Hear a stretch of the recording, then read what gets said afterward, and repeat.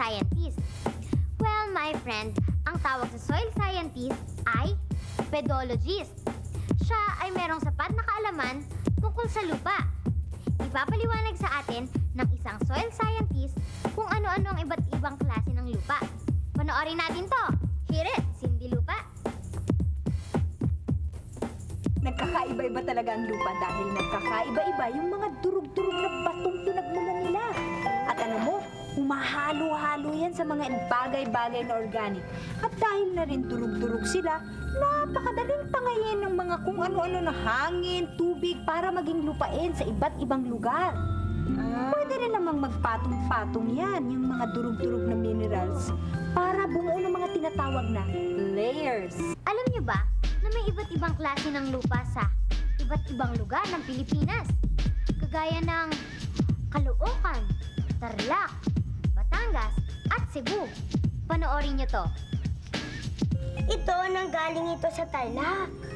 Tarlac! Ah! Alluvial soil to.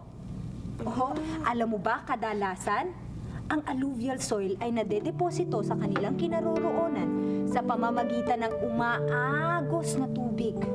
Oo, napaghahalo ng tubig yung mga minerals niya, kaya ang alluvial soil, kinakasangkapan niya ng clay, buhangin, graba. Pinakamainam to sa pagsasaka. Alluvial soil. Oh, ito, saan galing to? Sa Batangas ho. Ah, volcanic soil. Volcanic soil? Bakit? Galing mo ba yan sa bulkan? Oo, ugat. Mga batong nadurog yan mula sa pagsabog ng bulkan. Kaya volcanic ash ang tawag dyan. Oo. Eh, yan ba si Lupito? O Lupito, halika, hawakan mo. Oh, halika. Sige. Lupa! Hinahawakan! Ayoko! Ayoko! Ako na lang. O sige, hawakan mo. O anong nararamdaman mo? Pino siya. Tama. Pino ang volcanic soil. Di ba, Pino at mababaw. Alam mo ba, malaking bahagi ng volcanic soil ay nanggagaling sa pinong volcanic glass na nagiging clay sa proseso ng weathering. Pero hindi lang sa Batangas nakikita yung mga lupang ganyan. Meron din sa Cavite, sa Laguna, at yung mga lugar na kalapit ng Bulkang Taal.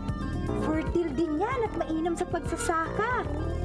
Alam mo nga, palagay ko, yung mga lupa sa Pampanga at yung mga lugar na malapit sa Bulkang Pinatubo, hindi maglalaon, magiging ganyan na rin ang soil nila.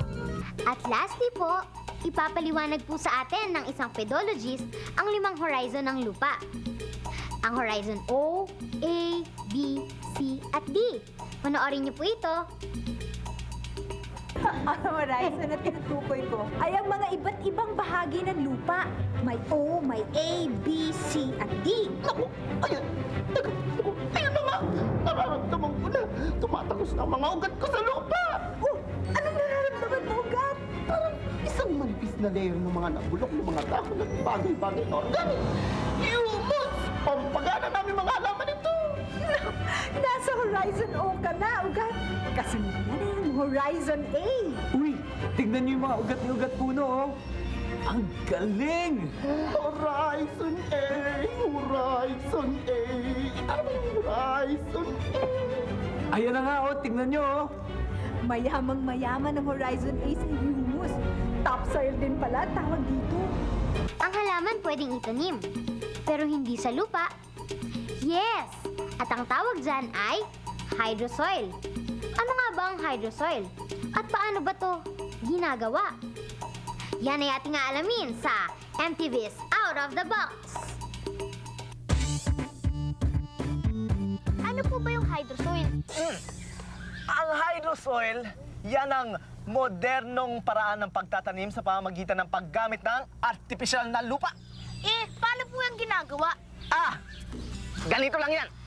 Ihalo ang nutrients sa tubig, ilagay at ibabad ang granules mula 3 hanggang 6 na oras. Lalaki ang granules dahil sa naipong tubig at nutrients. At pwede nang itanim ang halaman. Maganda at makulay ang hydrosoil. Pero bukod sa mahal na ito, ay hindi pa nito natutustusan ang pangangailangan natin sa gulay at sa prutas. Kaya ipapakita namin sa inyo ang kahalagahan ng lupa sa halaman. Watch this! patay na insekto. Kadiri! Low-tech! Low-tech! Naku, Agathon, buti pa tanggalin natin yan. Tama! Tama! Linisin nyo nga yan! Teka sandali. Pag tinanggal nyo yan, ay mababawasan ang sustansya ng lupa. Ibig niyo pong sabihin, nakakatulong ang mga ito sa lupa? Nakakakuha ako ng sustansya dun sa mga bulok na insekto tsaka dito sa mga bulok na sanga?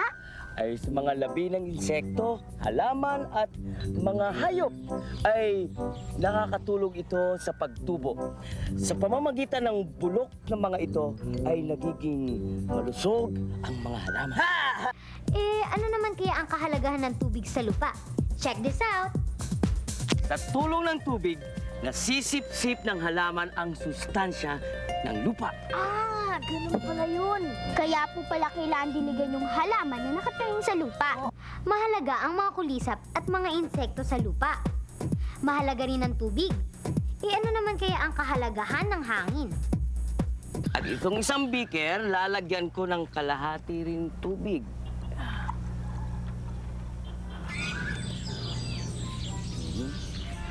Ngayon, kapag pinagsama natin ang kalahating lupa at kalahating tubig, ano sa palagay nyo ang magiging sukat? Teka, kalahating lupa tapos kalahating tubig. Teka.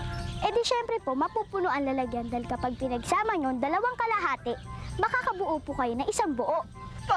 Magaling sa mas! Magaling, ha? Parang Cardo, ano ba talagang mangyayari dyan, ha? Agathon, ibuhos mo ngayon ang tubig.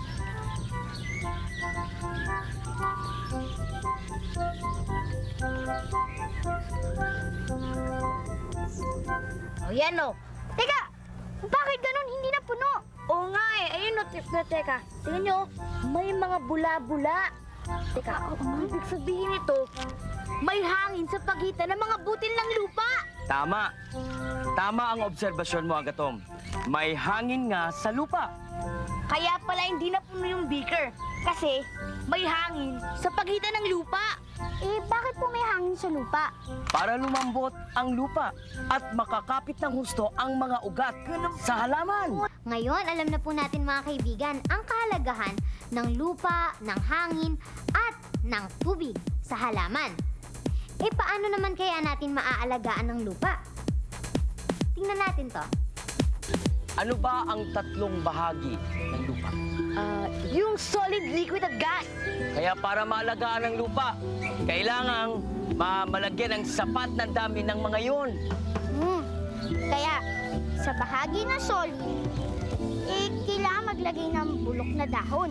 Tsaka, patay na insekto. Yan. Tulad nito binubungkal ang lupa. Maliban sa nakakapasok yung hangin sa magandang mag-uugat, ay naikakalat pa nito ang mabubuong sustansya ng lupa. Ay, bulate! Ang bulate ay hindi rin dapat tanggalin dahil nakakatulong ito sa pagbubuta sa daanan ng hangin sa lupa. At yung liquid na bahagi, paano ito maaalagaan? Didiligan ng halaman.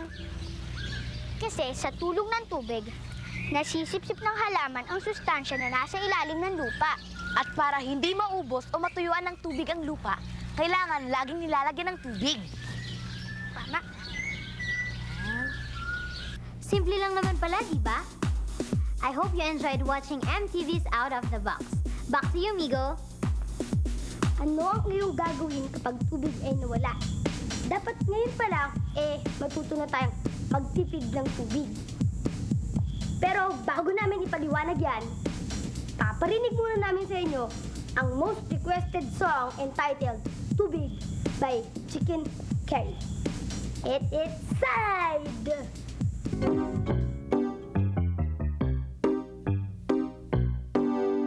Ano ang gagawin pag tubig ay nawala? Ikaw ay iiyak, magmumukhang kawawa. Di ka makainom, di ka makaligo, ika'y mauuhaw, ika'y babaho. Mahirap talaga kung ang tubig ay nawala. Di makasaing o makapaglaba, di makapagsipilyo o makapagdilig pag nawala ang tubig. Kaya tubig ay bigyan mo ng halaga. At kung hindi, bahala ka.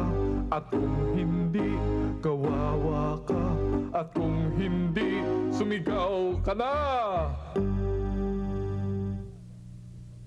Mahirap talaga kung ang tubig ay nawala. Di makasaing o makapaglaba. Di makapagsipilyo o makapagdilig pag nawala ang tubig.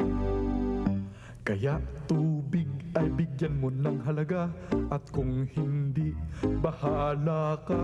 At kung hindi, kawawa ka. At kung hindi, sumigaw ka na. Tubig! Ano ang iyong gagawin kapag napunta ka sa lugar na walang tubig?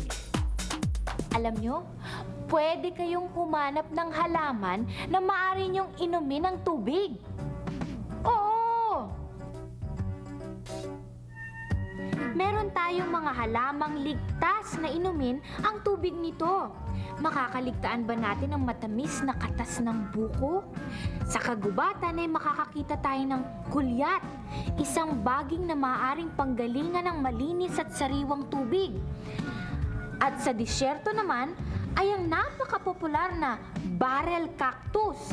Ang tubig sa loob nito ang kadalasang iniinom ng mga manlalakbay sa disyerto. Isa lamang ang dapat nating tandaan.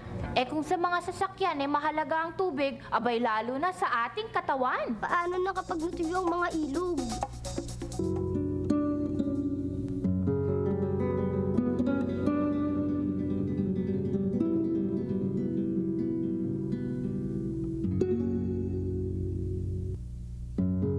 Hindi na pwedeng mamangka, wala pang mga isda. Abay, malaking problema yon, di ba?